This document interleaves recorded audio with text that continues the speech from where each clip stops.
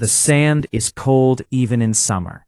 It holds the night longer than the land behind it, and when dawn comes, it arrives without warmth, without apology. In 1943, along the French coast, the dunes do not look like a battlefield. They look empty. That is how war survives, by hiding in places that appear harmless. 6 women walk in a line where the wind has erased all other tracks. Their shoes sink unevenly. Some steps are firm, others slide. A German soldier walks in front of them, rifle loose in his hands, as if this were a chore and not an act of violence. Another follows behind. Neither speaks. Orders were given earlier. Now there is only movement. The women are civilians, European. Their names do not matter yet, because war has stripped them down to bodies that can be counted. One is older, her hair tied tight, her face set like stone. Another limps slightly, favoring a foot that was injured long before the war, but now feels like a betrayal. One keeps her eyes on the horizon, not out of hope, but because looking anywhere else would make the fear real. A kilometer away, half buried in the dunes, 5 men lie flat against the sand.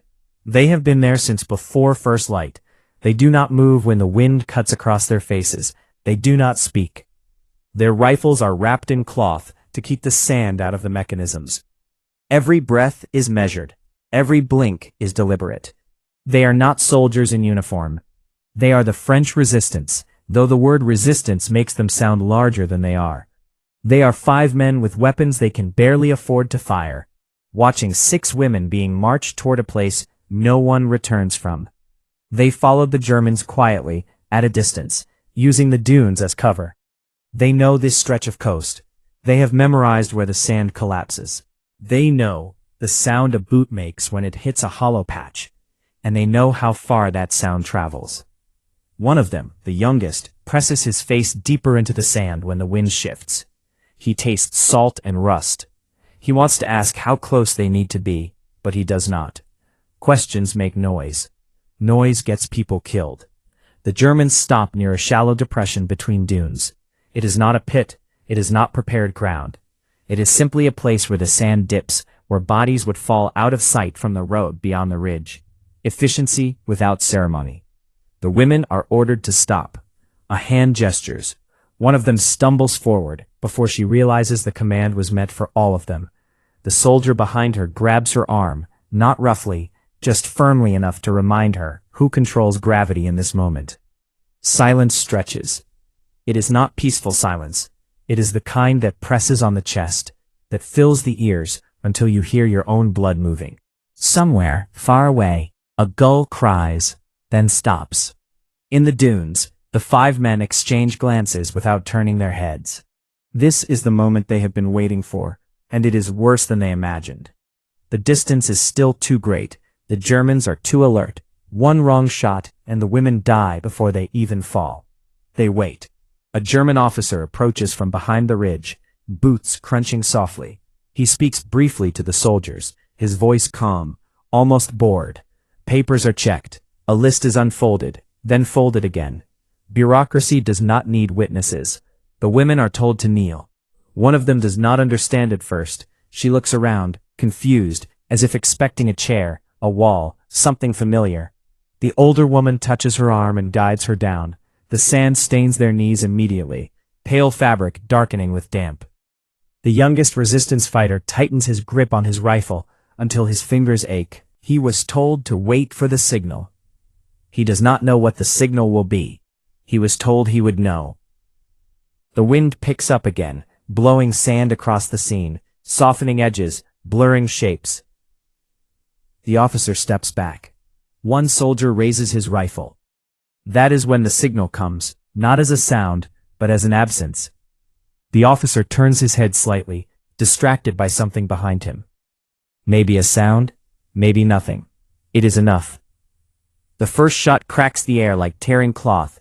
It is loud, impossibly loud, shattering the illusion of emptiness. The German soldier in front jerks backward, the rifle slipping from his hands before his body understands it has been killed. The second shot comes almost immediately. The soldier behind the women drops, folding into the sand as if kneeling with them. The officer turns, shouting, but the third shot takes him in the chest. He stumbles, surprised, then falls forward, his face disappearing into the dunes. There is no pause. The resistance fighters move, running low, feet sliding, sand grabbing at their legs.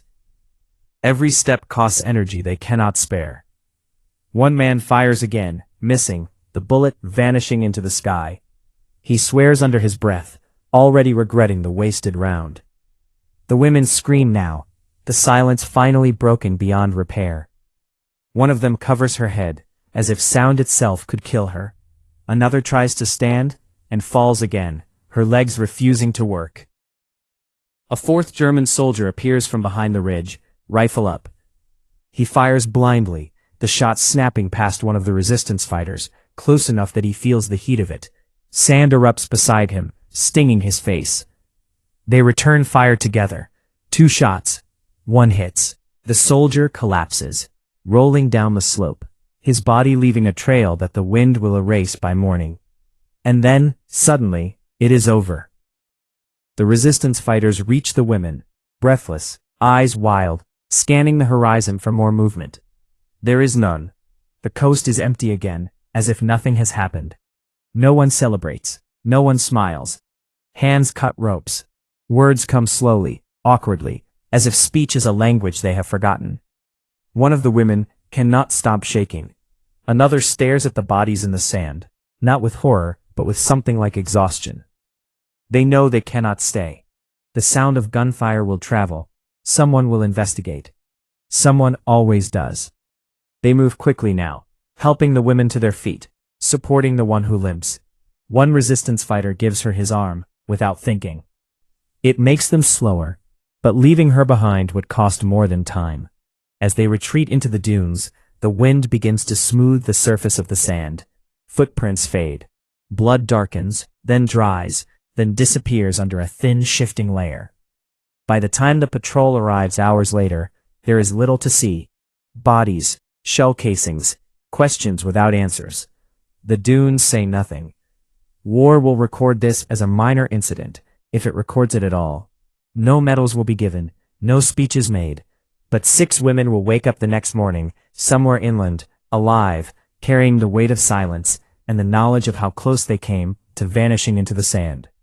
And 5 men will lie awake, listening to the wind, counting the cost of every shot they fired, knowing that survival, like the dunes, is temporary, and that tomorrow, the sand will be cold again.